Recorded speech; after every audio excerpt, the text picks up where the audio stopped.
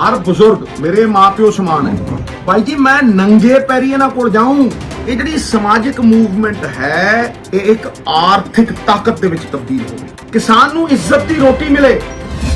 मैं अपनी top priority संयुक्त किसान मोर्चे की जित नूं समझदा। मैं पिछले 1 साल तो इस मोर्चे नूं पवित्र कहंदा आया। ये मोर्चा मेरे लिए पवित्र इस करके है कि ये साडे प्रीएम्बल कॉन्स्टिट्यूशन दा प्रीएम्बल जिहड़ा दिल है ये ओदी धड़कन नूं आपदी धड़कन बनाई बैठे। ये कॉन्स्टिट्यूशन दी स्पिरिट दी आवाज बुलंद कर रहे हैं, ओदे जज्बे नूं तगड़ियां कर रहे हैं। वख-वख जातां, वख-वख भाषावां, वख-वख प्रांत ये शायद ही कदे इकट्ठे होए होण। एक धागे दे विच सब नूं परो के परिवार की एकता सिरजन वाला है। इस करके ये मेरे लिए किसी पुण्य स्थली तो घट नहीं। किसान मोर्चे दा हर बुजुर्ग मेरे माँ प्यो समान है। भाई जी मैं नंगे पैरी इन्हां कोल जाऊं मेरा, क्योंकि मैं मनदा कि इन्हां दी जित साडी जित है। 60% कांग्रेस का वर्कर सब तो पहला मेरा ऐ बाह फड़ता है और कहता भाई जी आपां हल करिए। इस करके मैं उन्हां तो सेध लेना चाहना, हौमा सिट के उन्हां तो आशीर्वाद लेना चाहना और ये पूछना चाहना कि ये जिहड़ी साडे स्टेट दे तंत्र दी सरकार दी जिहड़ी ताकत है ये उन्हां दा सब तो वड्डा सहयोग किस तरह कर सकते। वेखो पिछले 25 सालों तो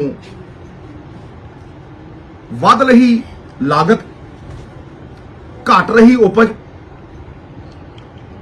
ते घट रही आमदन किसान नूं मजबूर कर रही है ये आंदोलन करने लई।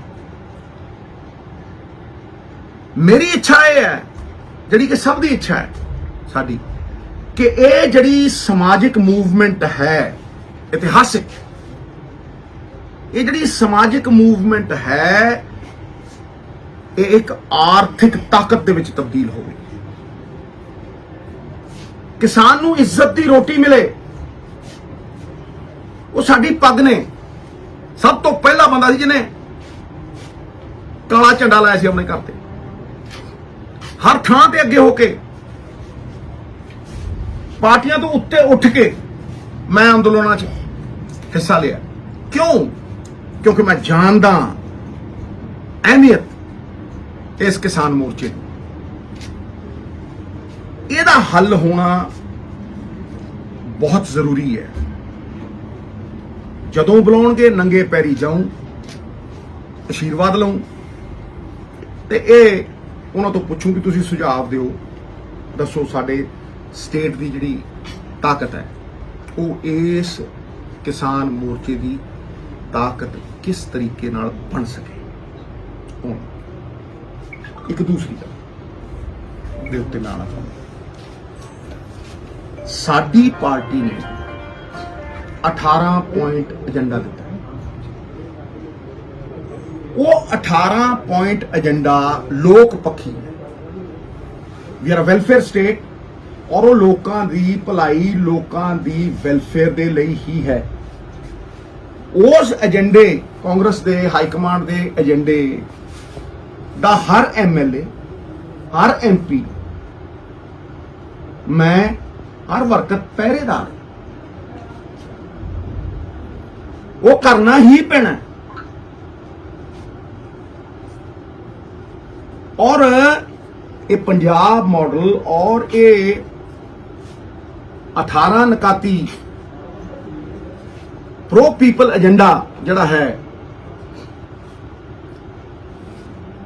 ये साडा अज दा सब तो वड्डा मुद्दा है। गुरु साहब की बेअदबी